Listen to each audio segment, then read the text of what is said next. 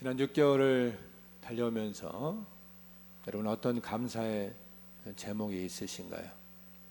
한마디로 하나님을 찬양할 내용이 무엇이냐는 것입니다.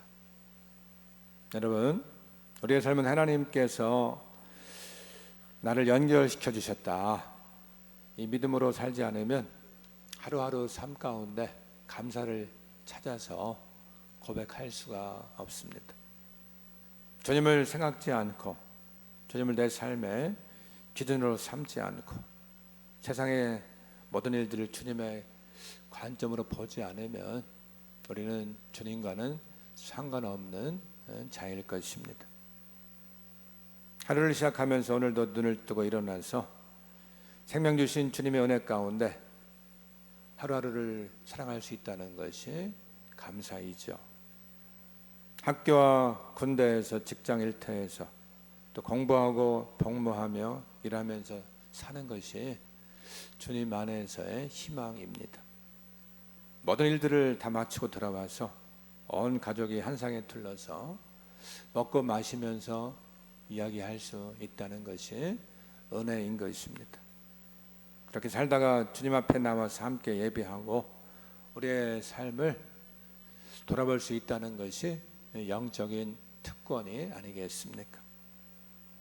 이렇게 매일의 삶 가운데 주님과 동행하며 순간순간 성령님의 인도를 받아 사는 성도야말로 이것이 너무나 큰 행복임을 고백하게 되는 것입니다.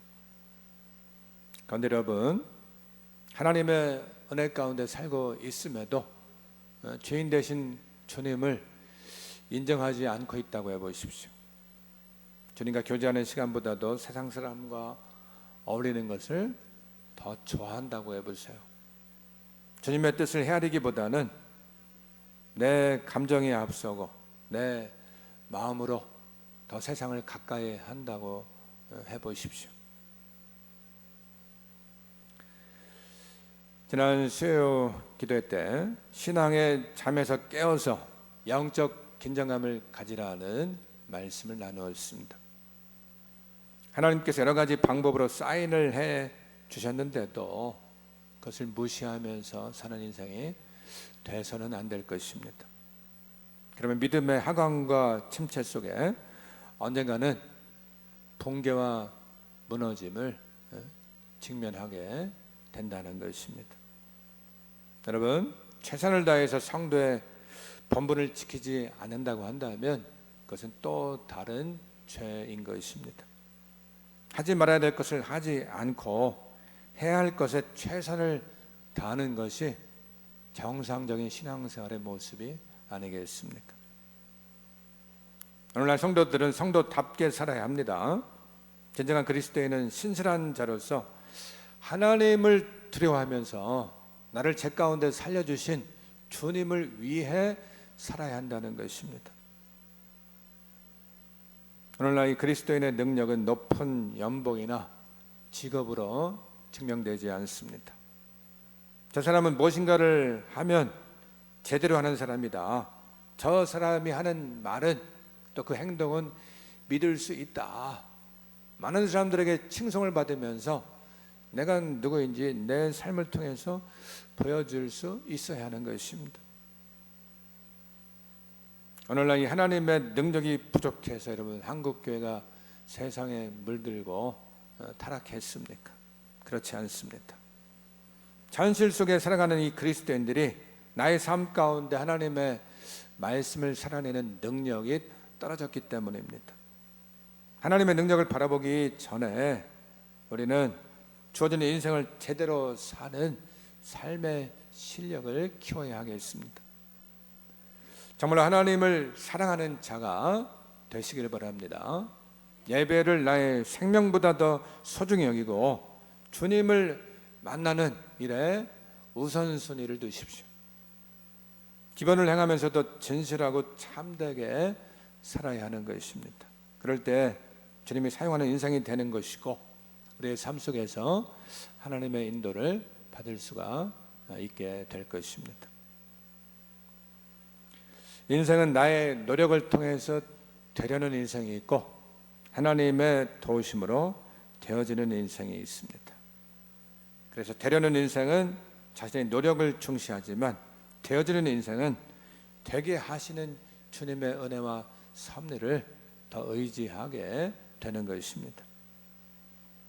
성경에 보면 되어지는 인생의 이제 대표적인 사람이 나오고 있는데요. 바로 오늘 아브라함이라 하겠습니다.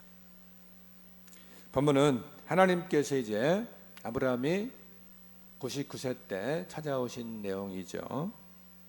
아브라함에게 찾아오신 하나님은 되어지는 인생의 비밀을 말씀해 주셨습니다. 오늘 이제 2026년도 후반기를 시작하면서 우리 모두가 그런 복된 삶을 다 살아가시면 좋겠습니다. 먼저 내 삶을 변화시키시는 하나님의 은혜를 깨달아야 합니다. 오늘 4절에 보십시오. 보라, 내 언약이 너와 함께 있으니 너는 여러 민족의 아버지가 될지라 그랬어요. 하나님께로부터 이 말씀을 아브라함이 들었을 때 얼마나 기뻐하며 감격했겠습니까?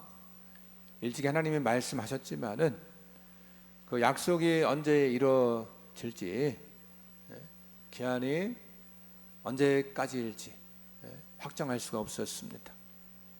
근데 이제 하나님이 다시금 찾아오셔서 네가 이제 한 가정의 아버지가 아니라 너를 통해서 여러 민족이 나오게 된다고 말씀하셨습니다.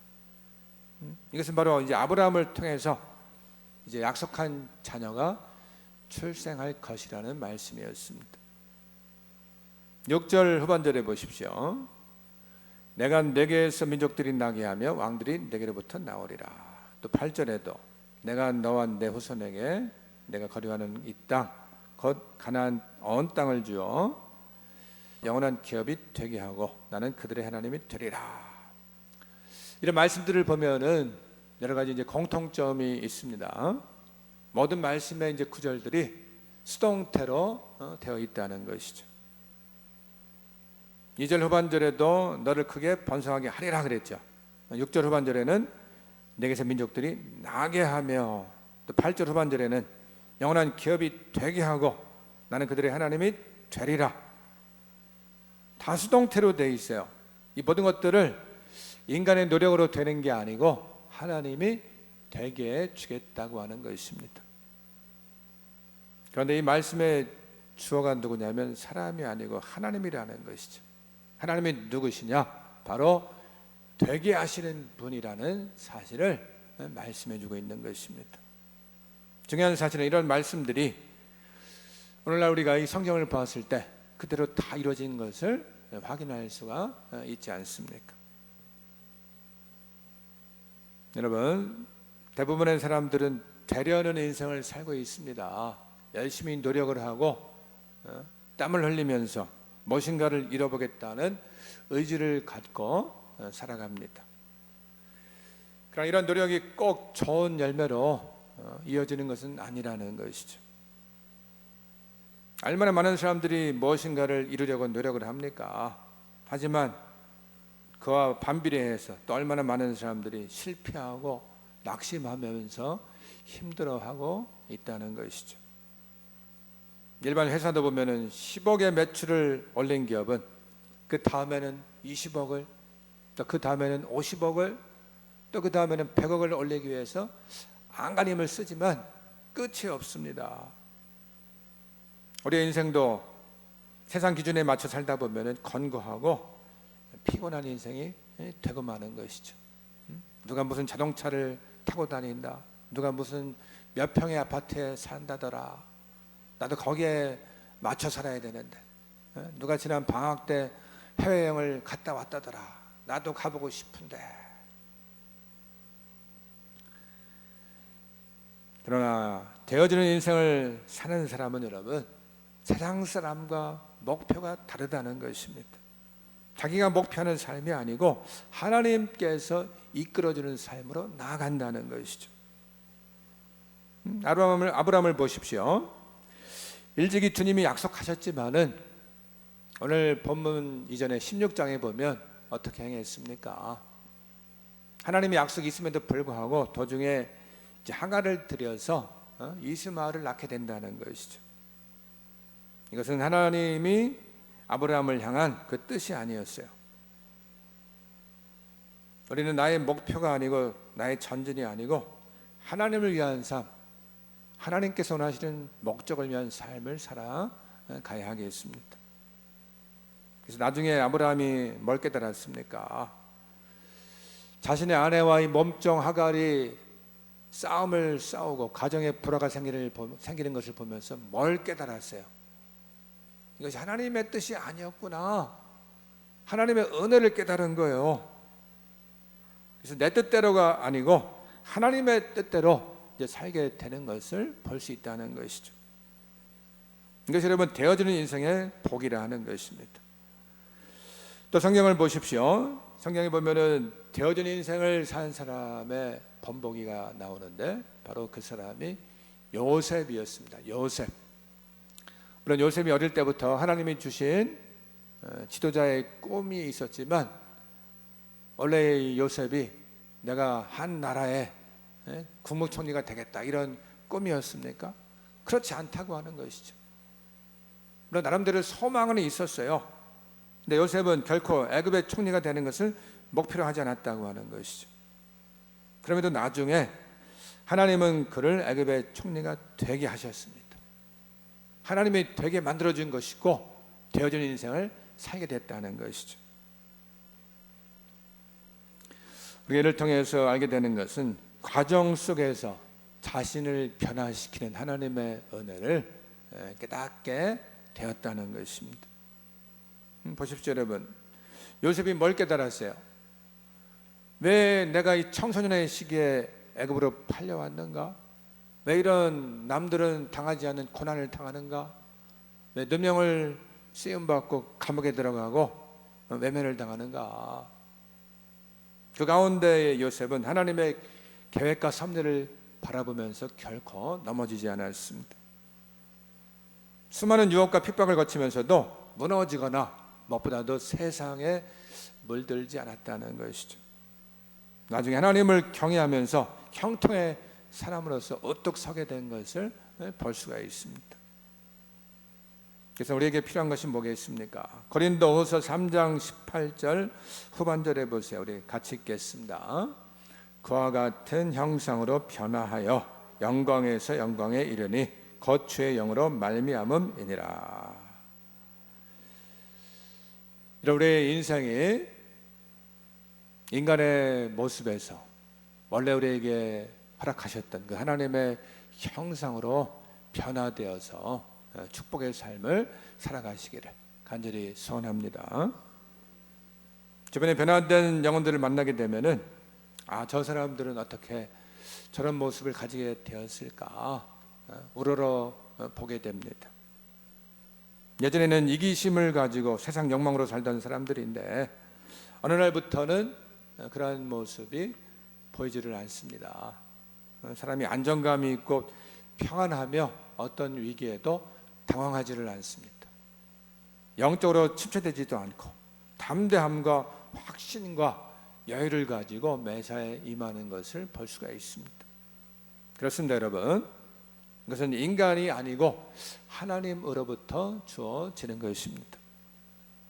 따라서 우리는 매사에 하나님을 가까이 하시기 바랍니다. 야고보서 4장 8절 전반절에 이렇게 말씀합니다. 하나님을 가까이 하라. 그러면 너희를 가까이 하시리라. 여러분, 그러면 하나님을 가까이 하는 것이 무엇이겠습니까? 시편 1편 1, 2절에 보십시오.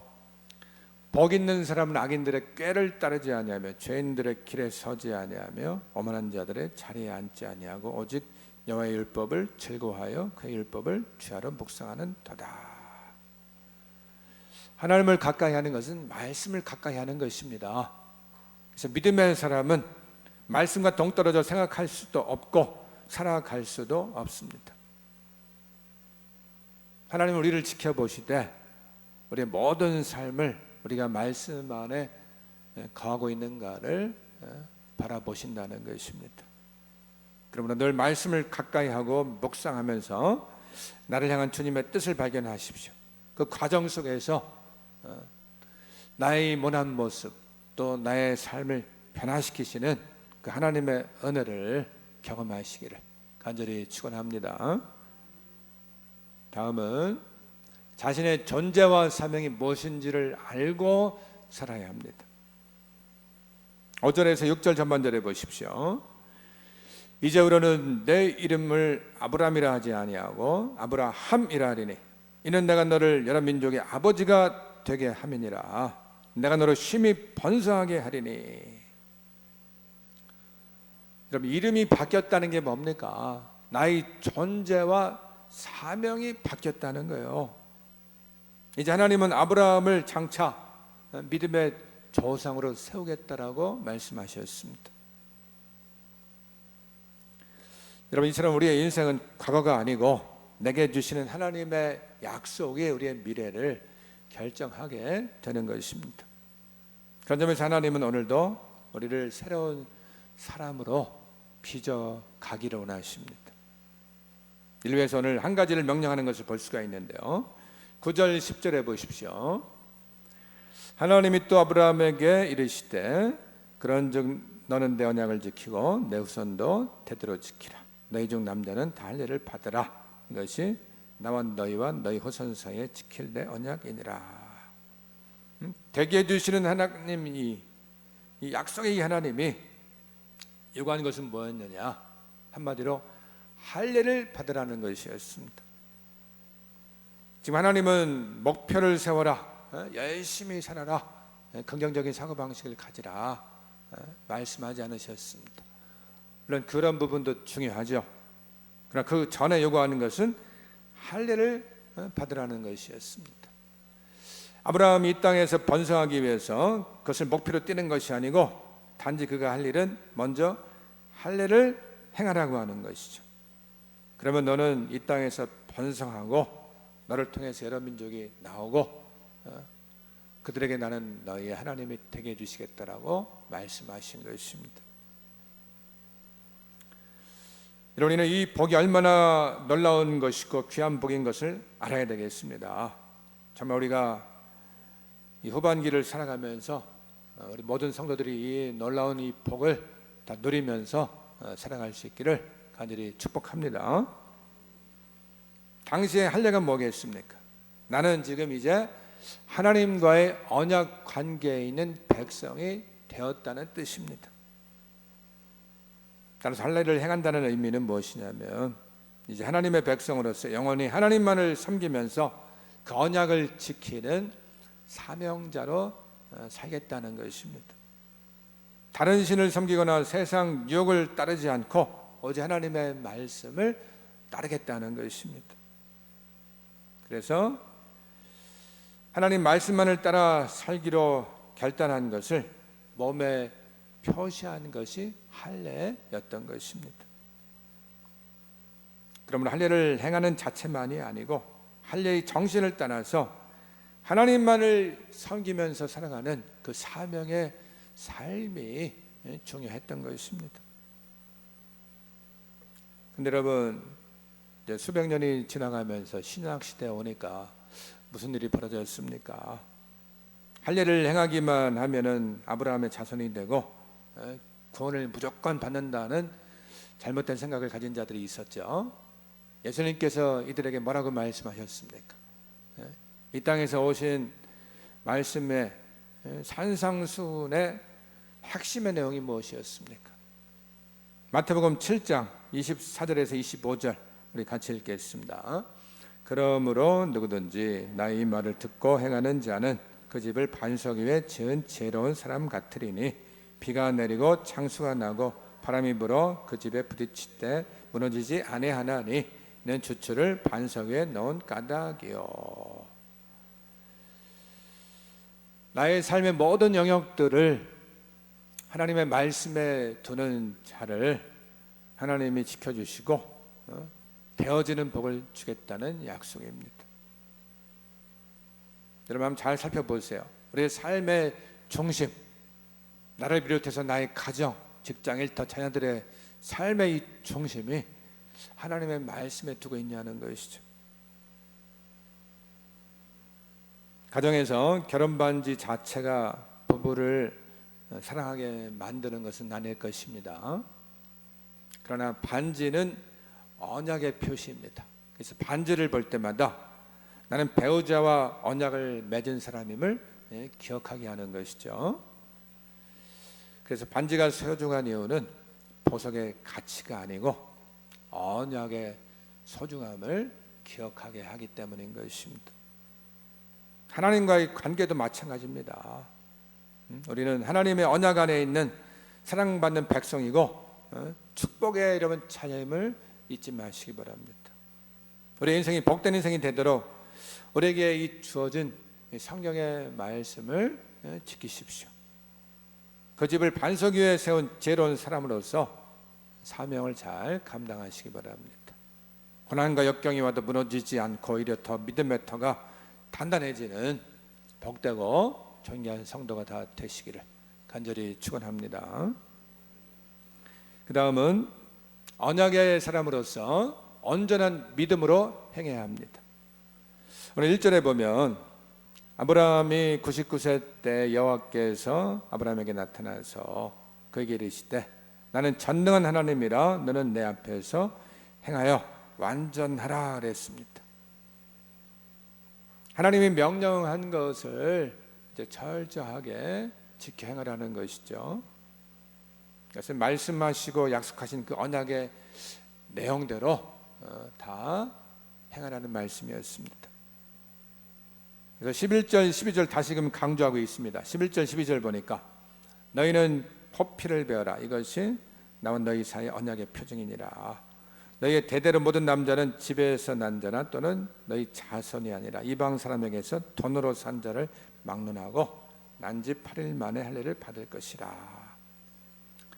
아브라함의 가정만이 아니고 당시 종들이나 이방인들까지도 다 할례를 행하라고 말씀하셨습니다. 오늘날 이것을 우리에게 적용한다면 어떻게 적용할 수 있겠습니까? 로마서 22장 29절에 보십시오. 중반절에 보니까 할례는 마음에 할지니 영에 있고 율법 조문에 있지 아니한 것이라. 한마디로 마음의 할례를 받으라는 것이죠. 여러분, 마음의 할례는 뭐냐면 한마디로 예수님을 온전히 믿으라는 것입니다. 오늘날 언약을 완전히 행하는 것은 뭐냐? 한마디로 예수님을 믿고 우리가 세례를 받은 이후에 온전한 믿음으로 신앙생활을 하라는 것입니다. 여러분, 자동차는 길이 아닌 곳으로는 다닐 수가 없습니다. 비행기도 다니는 하늘길이 있고 배도 다니는 바닷길이 있습니다. 그런데 길이 아닌 곳으로 가다가 사고가 나고 비행기는 떨어지고 배는 가라앉는 것이죠. 주어진 인생을 살면서 우리가 길이 열리고 되어지는 복을 누리는 자가 누구겠습니까? 예수님을 믿으면서 주님을 본받아 온전한 삶을 살아가는 것입니다. 하나님은 겉모습으로 보여지는 것보다는 내면 속에 진실한 믿음을 보기를 원하십니다. 보여주기 위한 믿음이 아니고 우러나오는 우리 온전한 믿음을 바라보기를 원하신다는 것입니다. 그런 점에서 한번 내 신앙생활을 한번 돌이켜 보십시오. 나는 정말로 주님 앞에 전심을 다하여서 금식을 해가면서 전적으로 여러분 기도해 본 일이 얼마나 있으신가요? 주일 앞에 예배 가운데 찬양하면서 다른 사람들이 입술을 벌려 찬양하니까 노래하는 것인지 내 삶의 고백을 담아서 전적으로 하나님의 이름을 송축하고 있는지 한번 돌아보십시오. 세상에 살 때는 세상 연락을 즐기며 풍속을 따르다가 교회에 와서는 단지 그냥 그리스도인의 모양만 취하고 있는 것은 아닌지 우리는 내 자신을 돌아봐야 되겠습니다. 아브라함은 자신의 행위나 공로가 아니고 하나님의 약속을 믿는 믿음으로 의롭다 하심을 받았다고 성경은 말씀하고 있습니다. 야고보서 2장 23절에 보십시오. 우리 한번 같이 읽겠습니다. 이에 성경에 이른 바 아브라함이 하나님을 믿으니 이것을 의로 여기셨다는 말씀이 이루어졌고 그는 하나님의 벗이라 칭함을 받았나니. 아브라함이 하나님을 믿으니 그랬는데 아브라함의 그 믿음이 참된 믿음임을 결정적으로 드러낸 사건이 여러분 무엇입니까? 무엇이 기억나세요? 창세기 22장에 보면은 하나님의 명령에 따라서 이삭을 제물로 드리려 한 사건입니다. 그의 믿음이 하나님의 말씀을 온전히 행하는 모습으로 나타났습니다. 아브라함은 어떻게 그렇게 온전한 순종을 보일 수가 있었겠습니까? 여러분, 그가 위대한 사람이어서가 아닙니다. 아브라함도 때로는 실패했고 두려움도 있었고 또 하나님의 약속을 기다리지 못한 적도 있었습니다. 그러나 그에게 한 가지 분명한 것은 하나님만을 의지하면서 하나님을 믿고 끝까지 기다렸다는 것입니다. 하나님은 그의 완벽한 행동이 아니고 하나님을 향한 그 믿음을 보셨다는 것이죠. 그리고 이 믿음은 시간이 흘러가면서 점점 믿음이 성장하고 성숙해졌습니다. 그래서 나중에 가장 소중한 100세 얻은 아들까지도 하나님께 완전히 맡길 수가 있었던 것입니다. 왜냐? 만일 이 아들이 죽는다고 한다면 다시 살리신 이도 바로 하나님이심을 믿었기 때문이라는 것이죠. 예수님은 이렇게 말씀하셨습니다. 마태복음 5장 48절에 보세요. 그러므로 하늘에 계신 너희 아버지의 온전하신 것 같이 너희도 온전하라. 여기서 온전하라는 말씀은 실수가 없는 완벽함을 요구하는 것이 아닙니다. 하나님을 향한 믿음과 사랑이 성숙해져서 어떤 상황 속에서도 하나님만을 절대적으로 의지하는 믿음으로 자라가라는 것입니다. 따라서 여러분, 우리는 내 자신에게 질문해야 되겠습니다. 나는 하나님의 약속과 세상의 현실 사이에서 무엇을 더 의지하고 있는가? 나는 사람의 인정 때문에 하나님의 뜻을 미루고 있지는 않는가? 내게 가장 소중한 것까지도 나는 주님께 맡길 수가 있는가? 생각해 보시기 바랍니다. 어느 날 한 나그네가 웅장한 예배당을 짓는 공사 현장을 지나가다가 3명의 석공에게 똑같은 질문을 했습니다. 첫 번째 석공에게 물었습니다. 무엇을 하고 있습니까? 그는 무심코 대답을 했습니다. 먹고 살려고 돌을 다듬고 있습니다. 두 번째 석공에게도 같은 질문을 했습니다. 그는 자부심 있게 말했습니다. 나는 이 나라에서 가장 훌륭한 석공이 되기 위해서 열심히 일하고 있습니다. 마지막으로 세 번째 석공에게 물었습니다. 그는 환한 미소를 지으며 하늘을 바라보면서 말했습니다. 나는 지금 최고로 아름다운 하나님의 성전을 지어 주님께 영광 돌리기 위해서 일하고 있습니다. 세 사람 모두 같은 돌을 다듬고 있었고 같은 일을 하고 있었지만 이들의 마음은 전혀 달랐습니다. 첫 번째 사람은 단순히 생계를 위해서 일했고 두 번째 사람은 자신의 목적을 이루기 위해서 일했습니다. 그리고 세 번째 사람은 하나님의 영광을 위해서 일했던 것입니다.